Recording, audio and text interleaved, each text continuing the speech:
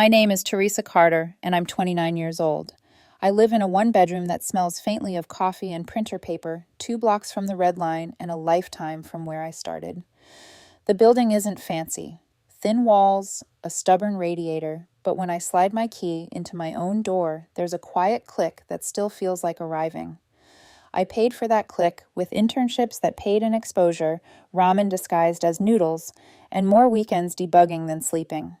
It's small, but it's mine.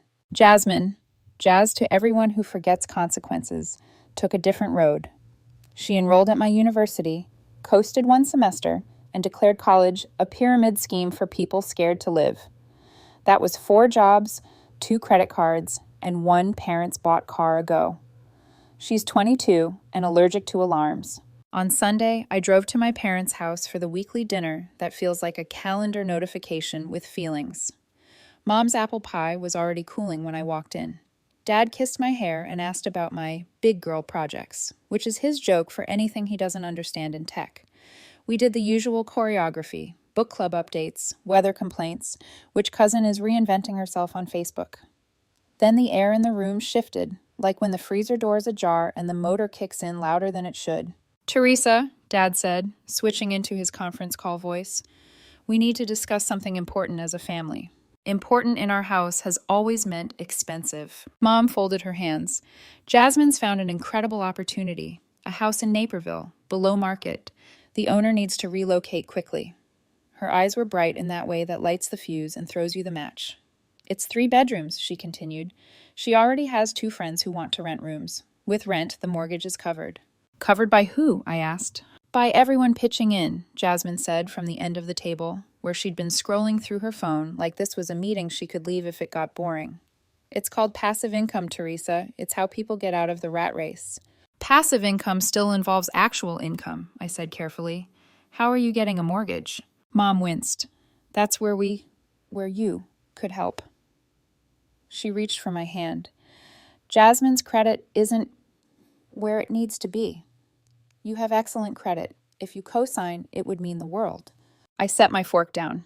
You want me to co-sign Jasmine's mortgage? Dad leapt to numbers. Payment is about $2,200.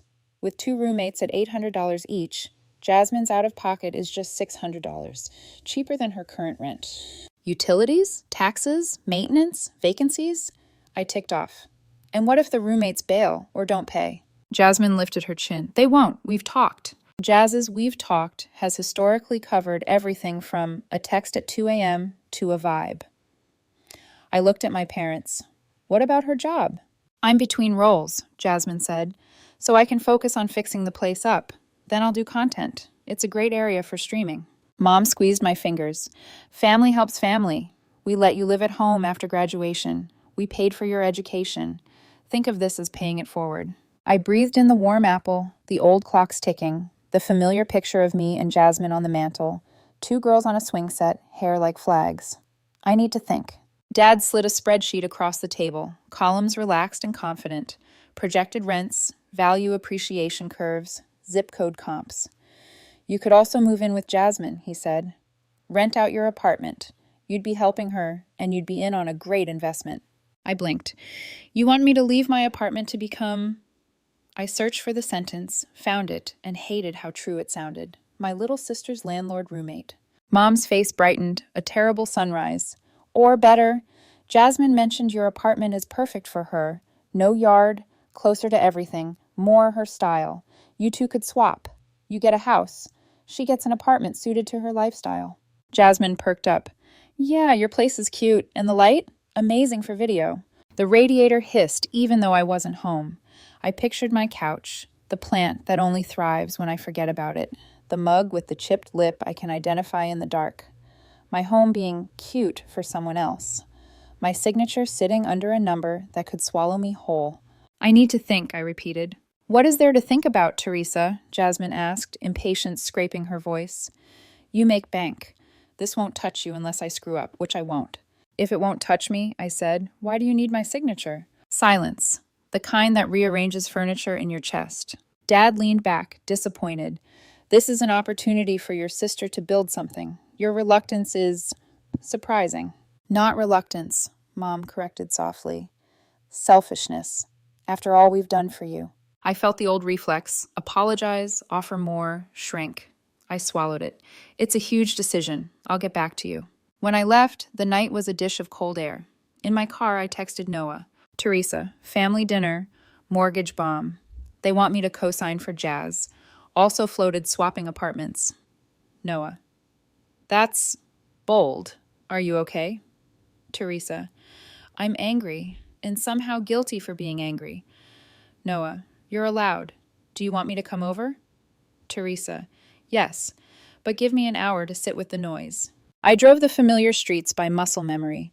A notification blinked from a name I didn't expect. Kayla, Noah's ex.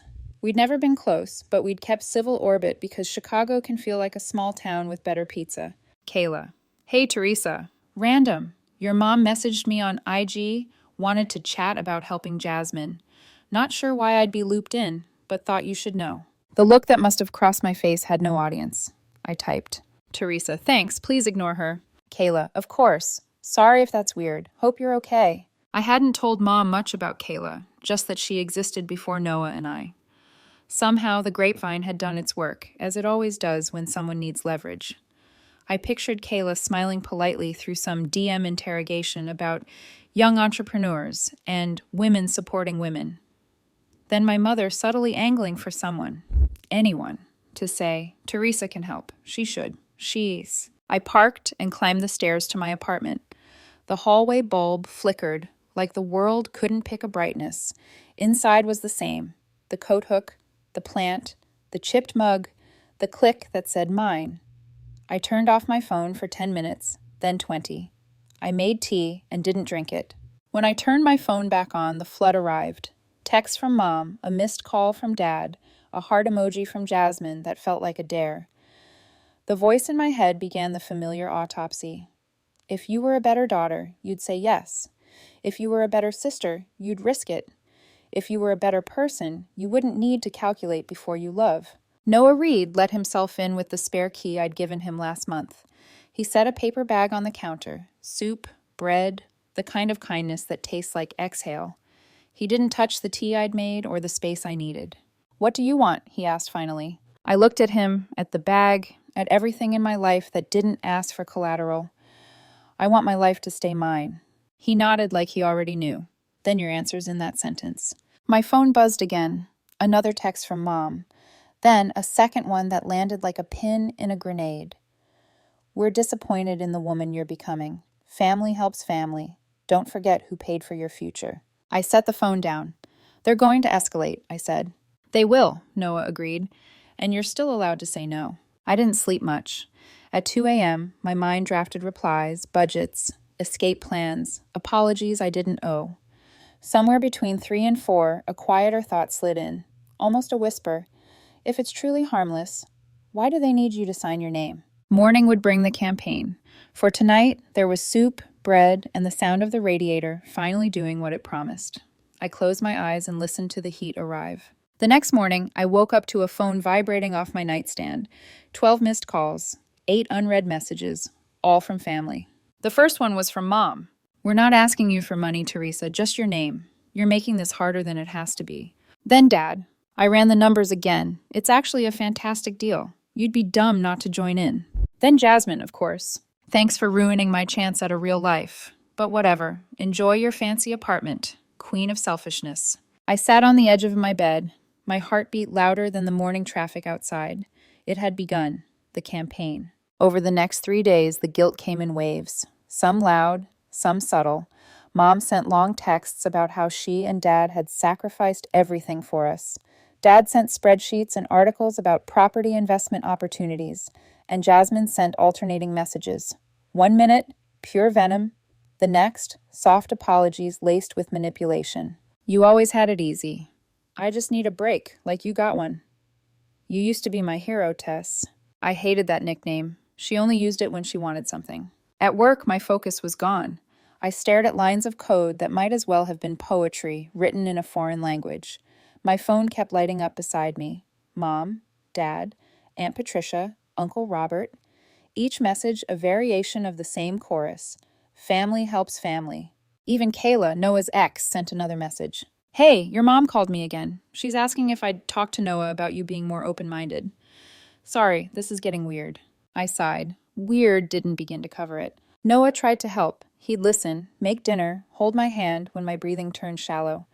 But I could see the frustration on his face too, because this wasn't something he could fix. This isn't about the house, he said one night. It's about control. They're testing how far they can push before you break. I wanted to believe he was wrong, but deep down I knew he wasn't. By Thursday night, I decided to end it. I drafted one message for all of them. I've thought about it carefully. I won't be co-signing Jasmine's mortgage. It's too risky. I'm happy to help her find credit counseling or programs for first-time buyers. But I can't take legal or financial responsibility for her. I love you all, but this is final. I hit send, knowing it would detonate. Within minutes, my phone started buzzing again. Mom, I don't recognize the daughter I raised. Dad, we'll remember this when it's time to update our will. Jasmine, you're dead to me. Hope your perfect little condo keeps you warm at night. I muted them all and stared at the city lights through my window. My reflection looked like a stranger, tired, tense, but strangely calm. For the first time in my life, I'd said no to my family. And for the first time, I didn't apologize for it. The silence didn't last. A week later, Mom called again, her voice unnaturally chipper.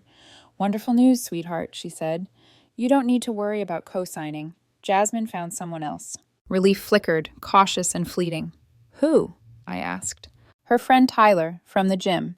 He owns his own personal training business and was happy to help her achieve her dreams. I nearly dropped the phone. A personal trainer co-signed her mortgage? Yes, Mom said proudly.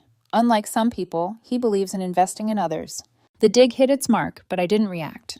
That's great. I hope it works out. Oh, it will, she said. He's a good influence. Jasmine just needed someone to believe in her. After the call ended, I stared at the blank screen, uneasy. If there's one thing my sister had mastered, it was burning bridges she promised not to cross. Noah was stirring coffee when I told him. Let me guess, he said. Tyler's going to regret it in about a month? I smiled weakly. Probably sooner. He reached over, tracing his thumb over my wrist. Then when that happens, don't let them make it your problem again. I promised I wouldn't. But deep down, I knew my family never took no as a final answer. 2 weeks passed. Quiet. Too quiet. Until one morning, my phone rang at 6:14 a.m. It was Mom, crying. Teresa, oh God, you have to come over. It's Jasmine. Everything's falling apart. Her voice cracked, and in that moment, I already knew. The other shoe had dropped. When I arrived at my parents' house that morning, the tension hit me before the front door opened. Jasmine's car, paint scratched, dented, missing a side mirror, was parked crookedly across the driveway. Through the window, I saw Dad pacing in his robe, phone pressed to his ear, and Mom wiping tears that didn't seem new. Jasmine sat at the dining table in oversized pajamas, scrolling through her phone like she was bored at her own disaster. Mom rushed to me the second I stepped in. Teresa, thank God. Maybe you can talk some sense into everyone. Everyone? I echoed, already bracing. From the kitchen doorway stepped Tyler, the gym friend, the supposed savior, flanked by a man in a gray suit holding a folder thick enough to suffocate someone's future. Tyler's lawyer, Dad explained quickly, voice brittle. The lawyer nodded. Miss Carter, we're here because your sister owes my client $8,400 in unpaid mortgage fees, late penalties, and damages to the property. I blinked. Damages? Jasmine rolled her eyes. Oh, come on, it's not that bad. Tyler's jaw flexed. You broke 2 windows, ruined the flooring, and the neighbors filed noise complaints. That's not bad. That's thousands of dollars. Mom placed a trembling hand on Jasmine's shoulder. She just got overwhelmed. You know how stressful new ownership can be. Ownership? Tyler barked, a humorless laugh. She hasn't made a single payment. She quit her job the day she moved in. There are no roommates. She lied about savings, income, everything. Dad cut in. We can work something out. Maybe a payment plan? The lawyer cleared his throat. Unless $8,400 is paid within 10 days, we'll pursue legal action. That means foreclosure and damages on both credit reports. The words hung in the air like smoke. My parents looked at me. Not at Jasmine, not at the man whose signature was now in jeopardy, at me. Teresa, Dad began softly, that tone he used when he was about to drop a bomb wrapped in reason. You're the only one who can help. I almost laughed. You mean pay? No. Think of it as stabilizing the situation. Mom said, her voice sweet, but desperate. If you could just cover the $8,400, move into the house for a while, supervise things, Jasmine could stay in your apartment until she gets back on her feet. I stared at her. You're suggesting I pay the debt, move into a trashed house in the suburbs, and let Jasmine live in my apartment rent-free? It's temporary, Dad said quickly. You'd keep ownership, and she'd maintain the apartment for you. I turned to Jasmine. What exactly would you contribute? She shrugged. Moral support? Even Tyler's lawyer flinched. You've got to be kidding, I said, voice rising. This isn't about helping anymore. It's about enabling. Mom's eyes filled again. She made mistakes, but she's your sister. You're successful, Teresa. You have savings. Why can't you help us fix this? Because every time I do, you learn nothing, I wanted to say. Instead, I forced myself to breathe. No, I'm not paying for her mistakes, and I'm not trading homes. Jasmine slammed her phone down. You're unbelievable. You act like you're some saint, but you're just selfish. You make 6 figures while the rest of us struggle. It's disgusting. I turned to her, calm but cold. You make minimum wage when you actually work. You quit your job to fix up a house you immediately destroyed. Dad stepped forward. Enough. This isn't about blame. Yes, it is, I said, and it's long overdue. Tyler's lawyer adjusted his glasses. So, to be clear, no one here will be covering the debt? No, I said firmly. Then we'll proceed legally. He gathered his files. Tyler looked at me, eyes heavy with regret and exhaustion. I wish I'd listened to you, he muttered, then followed his lawyer out. The door shut like a verdict. The moment they left, Mom burst into tears. You've destroyed this family. Dad's voice boomed. Your sister could lose everything because you refused to help. She never had anything to lose, I said quietly. That's the problem. Jasmine stood, shaking. When I'm homeless, I hope you can live with yourself. Then she stormed out, slamming the door so hard the picture of our childhood, us on that swing set, fell off the wall. I looked down at the cracked glass and whispered, guess it's time for new frames. That night, my phone was a war zone again. Aunt Patricia, you're heartless. Uncle Robert, your parents gave you everything, and you repay them with cruelty. Cousin Jennifer, money really changes people, praying for you. I scrolled, unread after unread, and somewhere in the noise I started laughing. Not the happy kind, the hollow kind that echoes in your ribs. Noah came over after work, finding me still on the couch, screen lighting my face. Let me guess, he said gently. They're rewriting the story. They always do, I said. I'm the villain again, the rich sister who abandoned family. He sat beside me. You did the right thing. Then why does it feel like betrayal? He took my hand. Because for the first time, you didn't betray yourself. Over the next weeks, the dominoes fell fast. Jasmine defaulted, Tyler sued, the house sold at a loss, nowhere near covering the damage. Jasmine's debts ballooned to over $80,000. She filed for bankruptcy.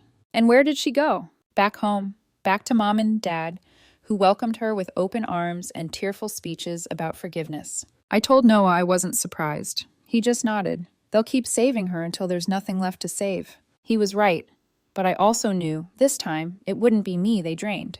Because that bridge, it had already burned, and for once I was letting it stay ash. 2 months passed. After the court filings. 2 months of silence that felt unnatural, like the calm in a horror movie before the next jump scare. I'd begun to breathe again. Work was steady, therapy was helping, and Noah had started staying over on weekends. We cooked, read, walked the lakefront, and for the first time in years, my life felt mine. Then one Sunday morning, the doorbell rang. I almost didn't answer, but when I peeked through the peephole, I saw them, Mom and Dad, dressed in their polite visit clothes, holding a plastic container of lasagna like a peace offering. The last time they'd shown up unannounced, Jasmine had just filed for bankruptcy. This time, I told myself, maybe they just wanted to talk. That lie lasted exactly 5 minutes. Inside, they looked around like buyers at an open house. Mom smiled too widely. It's so lovely, Teresa. Such a shame it's only for one person. Dad nodded, eyes scanning the living room. Big windows. Great natural light. Every instinct in my body screamed, run. Instead, I said, what do you want? Mom sighed dramatically, as if I'd ruined the tone. We just came to talk about Jasmine. Of course, it was always Jasmine. She's not doing well, Mom began. She's depressed, spends all day in her room, hardly eats. She says she feels like a failure. Dad added, she's gained weight, stopped looking for work. We're worried. I waited for the part where that became my problem. Finally, Mom leaned forward. She needs a change, hope, a sense of independence again. Living with us makes her feel trapped. I crossed my arms. What's your plan? Mom brightened like she'd been waiting for the cue. Well, we thought you could let Jasmine live here for a while. I blinked. Here, in my apartment? Not give, Dad clarified. Just let her stay. You'd still own it, of course. You'd pay the mortgage, the HOA fees, utilities, just until she's stable. My laugh came out sharp. And where would I live? Mom pulled out her phone and tapped the screen, showing me a listing. There's a lovely studio downtown, only $2,800 a month, so convenient for your job. I stared at them. You want me to pay my own mortgage and rent another apartment while Jasmine lives here for free? Mom nodded earnestly. You could afford it. You're doing so well. And Jasmine needs this. She needs to feel capable again. Dad added, you'd still be building equity. Think of it as helping family and investing at the same time. I pressed my palms against the counter to keep them from shaking. You mean the same way I was supposed to co-sign her mortgage, or bail her out of her last disaster, or pay her debt? Mom flinched. Teresa, don't be cruel. You've always been the practical one. You can handle it. And she can't? I asked. She's fragile, Mom said softly. She's been through so much. I exhaled a bitter laugh. She's been through the consequences of her own actions. Dad's tone hardened. Enough, Teresa. You're making this about money when it's about family. No, I said quietly. It's about boundaries, and you've crossed every single one. Mom's voice broke. If you won't help your sister, you're no daughter of mine. The words hit harder than I wanted to admit. For a second, I saw the little girl I'd been, clutching a report card, desperate for approval that always belonged to Jasmine. But that girl was gone. Then I guess you don't have a daughter, I said, and opened the door. Dad's face turned red. Mom gasped. They stepped out without another word. The fallout began within hours. Aunt Patricia called to pray for me. Uncle Robert sent a voice note about how sad it is to see money poison a soul. Even Kayla reached out again, this time forwarding a text from my mom, asking her to help talk some sense into Teresa since she listens to Noah. I texted Kayla back. I appreciate the heads up. Please block her. She replied simply, already done. You don't owe them your sanity. Noah found me pacing the kitchen. They're trying every angle, he said quietly. Yeah, including my boyfriend's ex, he grimaced. Your mom actually called me too. Said I should be a good man and convince you to show compassion. My stomach twisted. She didn't. She did, he said. And I told her compassion doesn't mean self-destruction. I felt tears burning, but not from sadness, from exhaustion. I'm done, I said, completely done. Noah took my phone, handed me his instead. Here, block them all from mine too. We can share peace. So I did. Mom, Dad, Jasmine, the entire family network. I hit block until the screen went quiet. The next day, Mom showed up at my workplace. Security had to escort her out when she started yelling in the lobby about an ungrateful daughter abandoning her blood. 2 days later, my building manager called. Apparently, my parents had reported me for a wellness check, claiming I was suicidal. A week after that, fake social media accounts started popping up. Teresa's Truth and Sister Scandal. They posted twisted versions of my story, painting me as a cold-hearted daughter who abandoned her parents for a man and chose money over family. Each time I blocked one, 2 more appeared. Finally, I changed my number, and then I went dark. 6 months. That was my rule. 6 months of no contact, no calls, no texts, no messages through mutual friends. The first month felt like withdrawal. The second felt like peace. By the third, silence began to sound like healing. Mom tried one last stunt, sending flowers to my office with a card that read, Love finds a way back home, Mom. I left them on the reception desk. When I got home that night, Noah was waiting with takeout and a tired smile. Still think you're cruel? He asked gently. I shook my head. No, just free. And for once, that word didn't sound like loneliness. It sounded like life finally starting over. 6 months later, peace had become routine. I'd stopped checking my phone every morning with dread. The shadows under my eyes had faded, replaced by something I hadn't felt in years. Calm. Therapy was helping. Work was thriving. Noah and I had even talked about moving in together, maybe finding a place that felt ours, not haunted by old battles. Then, one afternoon, a call came from a number I didn't recognize. It was Grandma Ruth. Her voice trembled, but held steady. Sweetheart, don't hang up. I promise. No tricks, no ambush. Just coffee, please." I hesitated. Grandma had been the one person in our family who never guilted me, never called me cold or ungrateful. She'd even mailed me a birthday card during the chaos, with only 5 words written inside: "Proud of you for saying no." So I agreed. We met at a small cafe on State Street, the kind that smells like cinnamon and nostalgia. When she saw me, she hugged me tight, longer than usual. "You look good," she said softly. "Better." "Because I stopped trying to save everyone," I replied. She nodded knowingly. "That's harder than people think." We sat, ordered tea, and for a few minutes it felt normal, like the world hadn't burned down between us. Then Grandma folded her hands and sighed. "I need to tell you something about your parents and Jasmine. Things you never knew." I braced myself. "Your sister wasn't just spoiled," she said. "She was their penance." "What do you mean?" "When your parents had Jasmine, their marriage was falling apart. They'd been in counseling. There was talk of divorce. Then your mother got pregnant. They stayed together for the baby, but they never healed. Every time Jasmine messed up, they saw it as proof they'd broken her. So they overcompensated, covered for her, defended her, blamed the world instead of her. And when you succeeded, it made them feel guilty for how different you turned out. That's why they kept pulling you back in. It wasn't love, it was penance." I sat in stunned silence. All those years of being the responsible one, the fixer, the good daughter, and all it ever earned me was the role of emotional accountant for someone else's guilt. Grandma continued, voice trembling now. "They lied to the rest of the family, too. Told everyone you were making over $200,000 a year, that you owned multiple properties, that you refused to help because you didn't like sharing success. They made you the villain so Jasmine could stay their victim." I felt something in my chest twist, then release. No wonder everyone thought I was some heartless millionaire hoarding gold from my poor, fragile sister. Grandma reached across the table, squeezing my hand. "I've been correcting the story, but it'll take time. Some believe me, some don't. That's their choice." Then she dropped the final bomb. "Jasmine's in real trouble now." My stomach clenched. "What kind of trouble?" "The legal kind," Grandma said quietly. Turns out her bankruptcy wasn't the full picture. The trustee found inconsistencies, hidden accounts, forged documents, even a small crypto scheme she was running with friends. They thought it was just bad business, but now the FBI is investigating for fraud. I stared at her. "You're saying Jasmine's being charged?" Grandma nodded. "Fraud, wire transfer violations, possible securities offenses. They think she created fake crypto tokens to convince people to invest, then cashed out and left them with nothing. Some of her investors have filed lawsuits.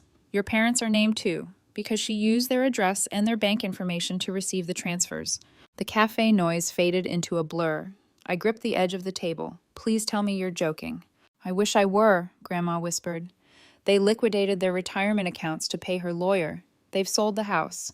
They're in a small apartment now, and they still believe it's all a misunderstanding." I pressed my palms to my temples. "They're going to lose everything." "They already have," Grandma said, "except their delusion that Jasmine's just misunderstood. Last week, your father called me, asked me to convince you to help with legal fees. Said since you work in tech, you could explain to the judge that Jasmine didn't understand what she was doing." My laugh came out hollow. "He wants me to be her alibi?" Grandma gave a sad smile. I told him no, that his daughter has finally learned the difference between help and rescue. For a long moment, neither of us spoke. The weight of it all, the manipulation, the lies, the endless cycle, pressed down on me until something inside simply stopped resisting. That night, I sat with Noah in the apartment that had once felt like a war zone. He listened quietly as I told him everything. When I finished, he asked, "Do you feel guilty?" "I do," I admitted. "For being relieved it's not me in the crossfire this time." He touched my hand. "That's not guilt, Teresa. That's grief disguised as relief." We sat there in silence, city lights flickering through the window. After a while, I said, "You know what's crazy? If I'd co-signed that mortgage, my credit would be destroyed. If I'd given her this apartment, it'd be seized as evidence. If I'd paid her legal fees, I'd be part of the cover-up. My selfish choice to say no literally saved my life." Noah smiled gently. "Sometimes survival looks selfish to the people trying to drown you." I leaned against him, feeling the truth of it settle deep. Weeks later, Grandma called again. Just one update this time. Jasmine was in custody, awaiting trial. My parents were living quietly, embarrassed, their social circle gone. The rest of the family? Silent. The smear campaign had finally collapsed under the weight of reality. I made one anonymous donation to a fund helping Jasmine's victims recover their stolen money.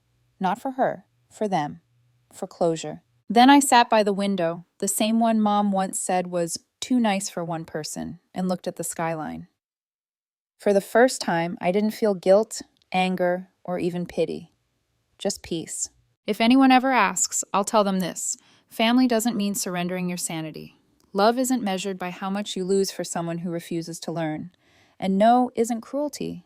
It's clarity. I'll never stop wishing my sister had chosen differently, but I've stopped believing it was my job to fix her. Because some people aren't drowning.